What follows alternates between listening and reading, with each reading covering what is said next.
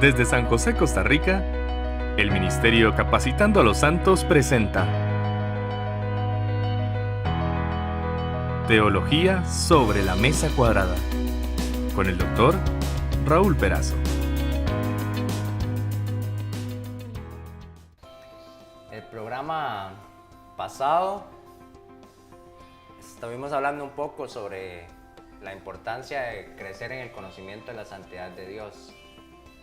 Y les dijimos a nuestros televidentes, y de paso un saludo, muchas gracias por estarnos viendo.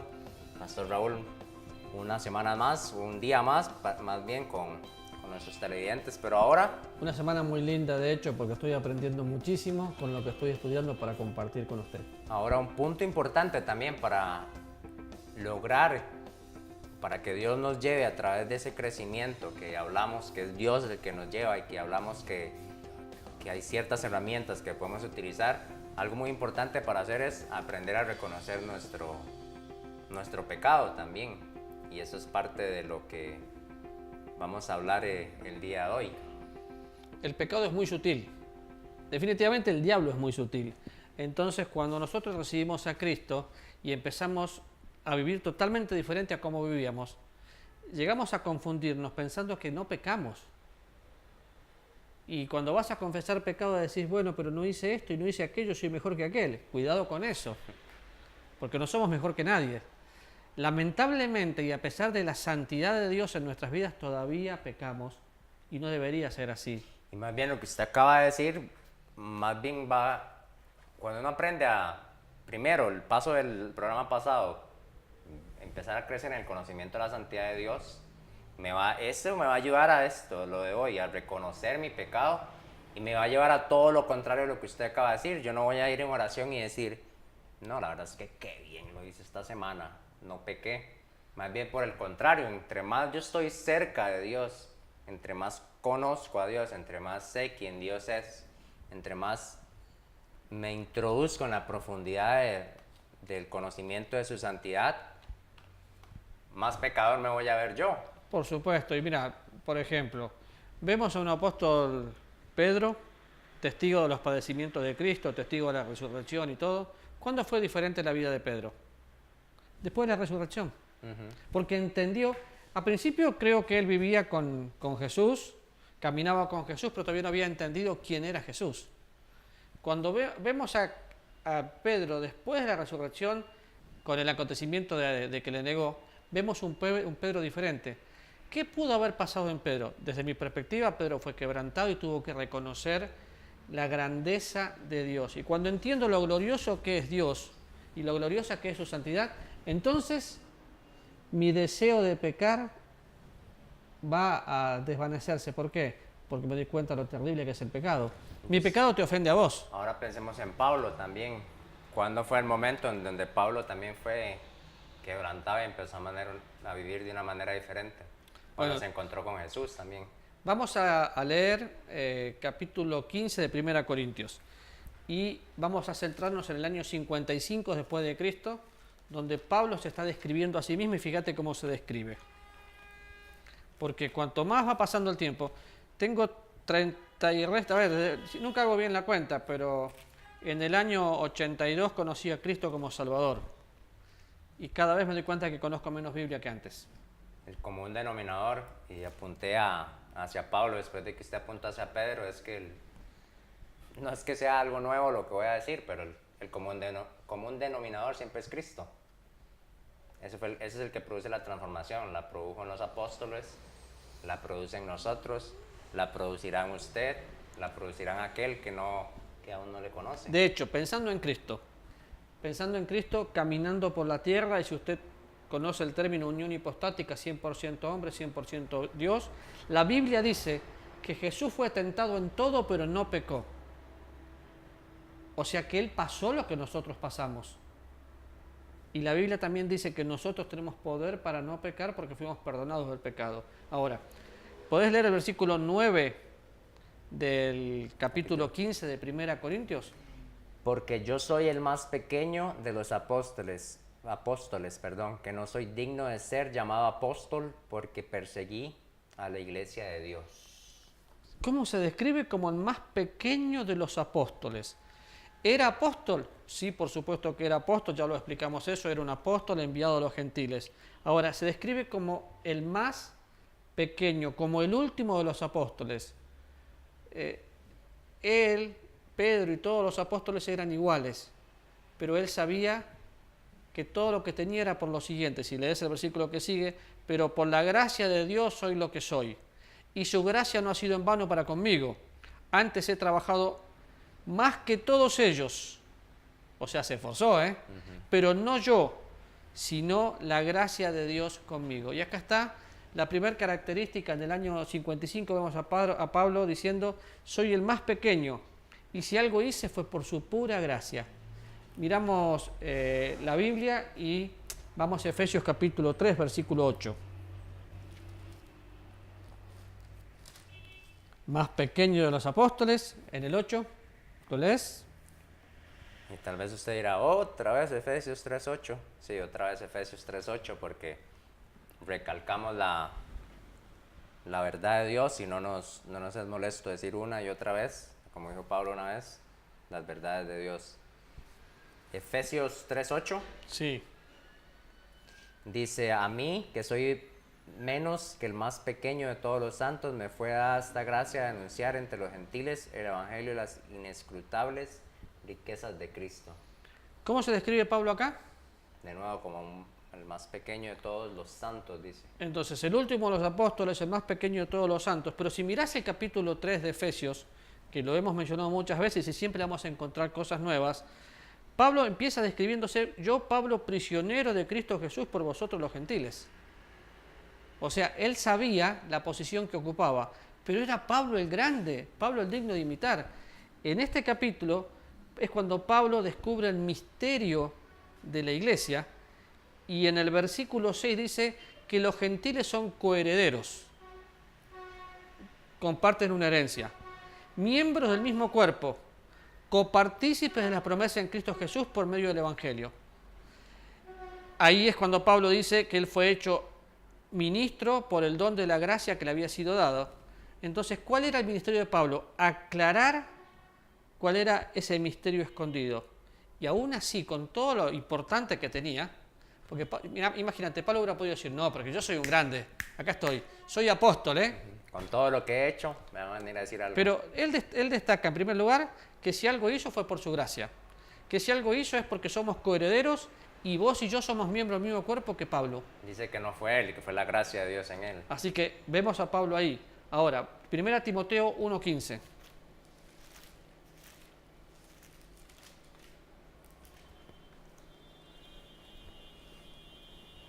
Palabra fiel y digna de ser recibida por todos, que Cristo vino al mundo para salvar a los pecadores, de los cuales yo soy el primero. No, esto no tiene lógica. Esto tendría que haber estado en el año 55 y no en el 64, como está acá. Pero ¿por qué Pablo dice que de los pecadores es el primero? ¿Será que se hizo más pecador, Pablo? Sí, seguramente empezó ya, se acostumbró, iba a la iglesia, no le gustaba el predicador, murmuraba. No fue por eso. Si ves cómo viene todo, antes, los versículos antes, dice en el versículo 12, doy gracias al que me fortaleció, a Cristo Jesús, nuestro Señor, porque me tuvo por fiel poniéndome en el ministerio. O sea, el ministerio es un lugar donde Dios nos coloca. Cuando dice que nos tuvo por fiel, es porque Dios confía en nosotros para encargarnos un ministerio. Se requiere de nosotros los administradores que seamos hallados fieles. Y Dios le encontró fiel a Pablo y le encuentra fiel a usted. Pablo antes había sido blasfemo, perseguidor y todo lo que dice ahí. Pero acá se siente el más pecador.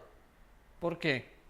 Porque palabra fiel y digna de ser recibida por todos, que Cristo Jesús vino al mundo para salvar a los pecadores, a los cuales yo soy el primero. Por tanto, versículo 17, al Rey de los siglos, inmortal, invisible, al único y sabio Dios, sea honor, gloria por los siglos de los siglos. Pablo reconocía la grandeza de Dios. Entonces, no tengo ninguna duda, porque pudimos ver todos los momentos, que en el año 55 Pablo no tenía el mismo conocimiento que tenía en el 64. Ahora, la cantidad de años no es experiencia de vida, pero la comunión con Dios trae calidad de vida.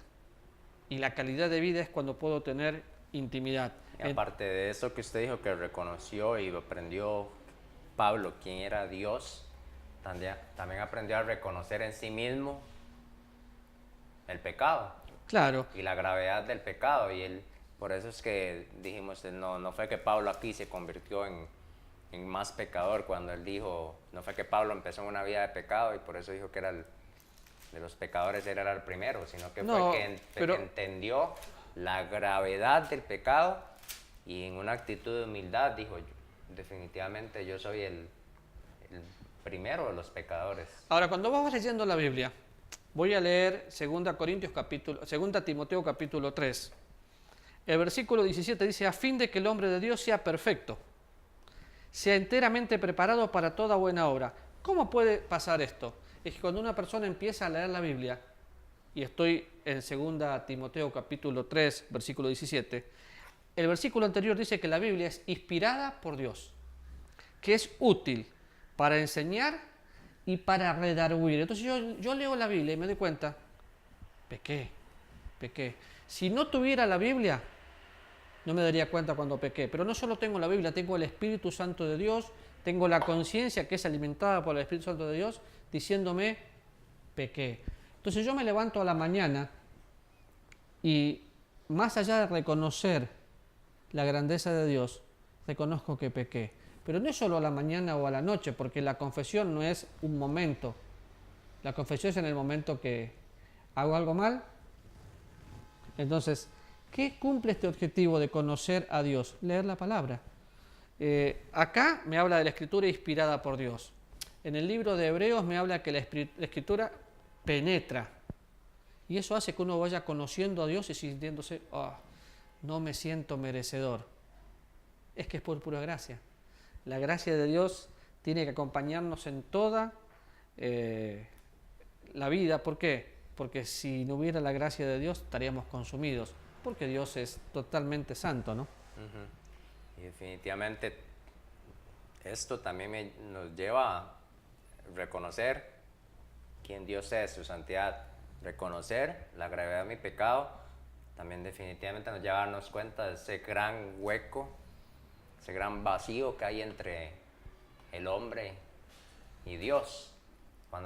Cuando el humano, la persona llega a comprender esta realidad bíblica, se va a dar cuenta de lo que la Biblia dice que es verdad, que ese vacío lo único que lo puede llenar es Jesucristo. Y el tema es que cuando somos salvos, tenemos que tener más necesidad que cuando no lo somos. Es interesante pensar que él sí necesitaba de Cristo, porque vemos una persona pecadora, pero yo necesito de Cristo todos los días, porque tengo ese hueco que está vacío ahí y que tiene un lugar de Dios, pero en mi relación con Dios continua va mejorando. Y cuando me doy cuenta de lo pecador que soy y lo santo que soy, por supuesto que necesito poner a Cristo en primer lugar. Pero cuando entiendo bien la Biblia, me doy cuenta que ya no soy un pecador, soy un perdonado. El ser un perdonado me hace un santo, el ser un santo me hace un justo, y todo eso fue porque fui redimido. Entonces ese hueco va desapareciendo cuando empiezo a mirar la cruz, veo a Cristo, veo su amor, y deberíamos crecer cada día en conocerle. Yo no puedo ser el mismo que ayer. ¿Por qué? Porque el ayer ya pasó. El apóstol Pablo dice, prosigo a la meta, al premio del supremo llamamiento, caminando. Ese punto que mencionó antes es un punto muy importante, porque incluso a veces hasta con desprecios algunas personas se refieren a aquel que aún no es salvo. Como que el término de los perdidos lleva algo más de la realidad de la palabra, sino que lleva un poco hasta de desprecio al mencionar la palabra. Y eso es por lo que usted dijo, que es una realidad. Tanta necesidad tiene el no creyente de la cruz de Cristo, como la tengo yo, o incluso hasta yo puede ser que yo la necesite más aún. El día que yo deje de necesitar a Dios, voy a caer en lo que hablamos antes, la autosuficiencia, no necesito de nadie. Y si mirás, la Biblia habla de un cuerpo, y nos necesitamos. Necesitamos crecer en el conocimiento de Dios. Es un pasito a la vez, le voy conociendo. Es interesante porque tengo muchos años de leer la Biblia y siempre encuentro algo nuevo. Y la voy leyendo y quiero leerla más. Pero aprendí a valorar algo. Cuando miro la cruz, no miro una cruz vacía, miro una cruz sufriente. Miro una cruz donde el que llegó ya había sido maltratado físicamente, emocionalmente, y fue clavado en esa cruz por mí. Miro esa cruz y veo no solo un hombre crucificado, sino una sangre que está limpiando mis pecados. Y quiero valorar eso, porque la salvación no fue gratis. Por precio fuimos comprados y la consecuencia es, tengo que glorificar a Dios. No hay otro. Al descubrir la grandeza de Dios, al descubrir todo lo que Dios hizo, ¿te acordás en uno de estos programas que hablamos de Isaías? Quedó impactado por su santidad. ¿Cómo debería quedar yo? Impactado por su santidad. Imagínese usted también, que sea usted que tenga que ir a la cruz. Bueno, es complicadísimo pensarlo. Bueno, Cristo fue a la cruz y la Biblia dice que de tal manera nos amó que a pesar de que somos pecadores, Cristo murió por nosotros. Y son versículos que conocemos de memoria, pero cuando Cristo murió en la cruz y estaba colgado en la cruz, estaba mostrando amor. Y al ver tanto amor, me doy cuenta de mi pecado. Yo tengo una costumbre que todavía practico. Cada vez que estoy orando le pido a Dios que me haga acordar de esos pecados que tal vez son sutiles. Porque si mentiste deliberadamente y no te das cuenta, sos muy tonto. Pero hay pecados que son muy sutiles, como la pereza. No tengo ganas, entonces no le pongo nada, ¿no? Entonces quiero arreglar con Dios cada cosa. Definitivamente sé que tengo el recurso de la confesión, pero no para abusar de ella, sino para poder vivir diferente. Vamos mirando todo el Evangelio y vemos a un Cristo que nos da poder, que tiene victoria. Ese es el Dios que nosotros tenemos que manejar. Pero si mirás un poquito el Evangelio, hay un momento donde hay un soldado y le dice, Señor, no soy digno de que entres en mi casa. ¿Por qué? Porque ese soldado había encontrado y mirado a Jesús cara a cara y no se sintió digno. Y Jesús igual hizo el trabajo que tenía que hacer, el milagro que tenía que hacer. Lo mismo con nosotros. No soy digno, pero por su gracia me dignificó. Entonces, soy digno porque por su gracia soy lo que soy.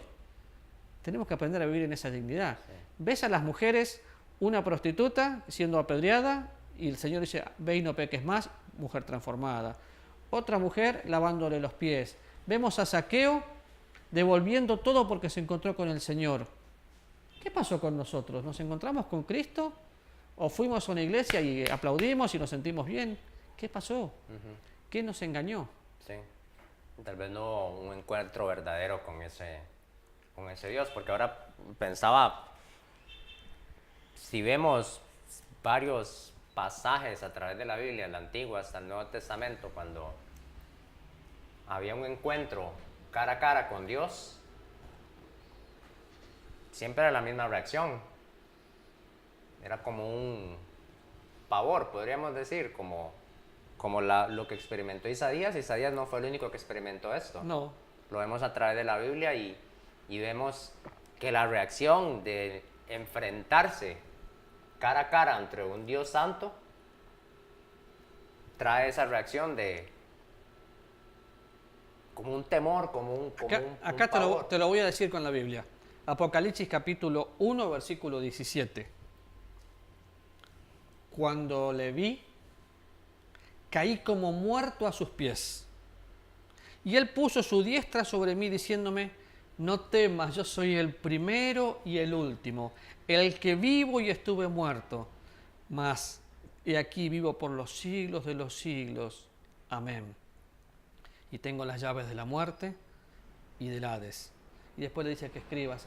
Pero esta fue la actitud del apóstol Juan. Cuando le vio, cayó como muerto.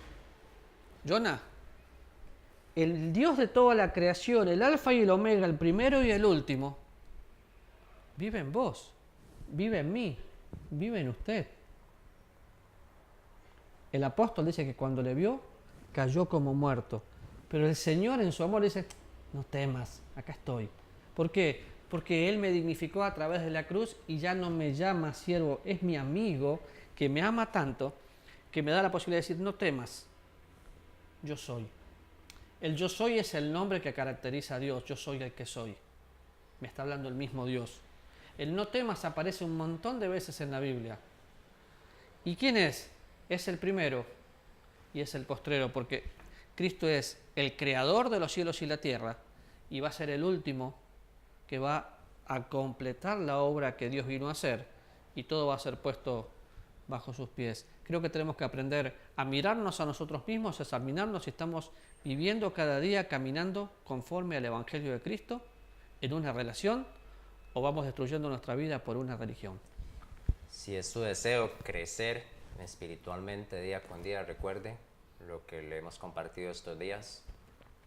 Solo 2 le dijimos, pero si aplica estas 2 a su vida le van a ser grandemente útiles. Crezca en el crecimiento de Dios y de su santidad y crezca en el conocimiento de su propio pecado. Nos vemos el día de mañana con un tema muy interesante. Lidiar con el orgullo, fariseísmo le vamos a llamar. No se lo pierda el día de mañana, acompáñenos, como siempre ya sabe dónde seguirnos en redes sociales. Un gusto que esté con nosotros. El Ministerio Capacitando a los Santos presentó Teología sobre la Mesa Cuadrada con el Dr. Raúl Perazo.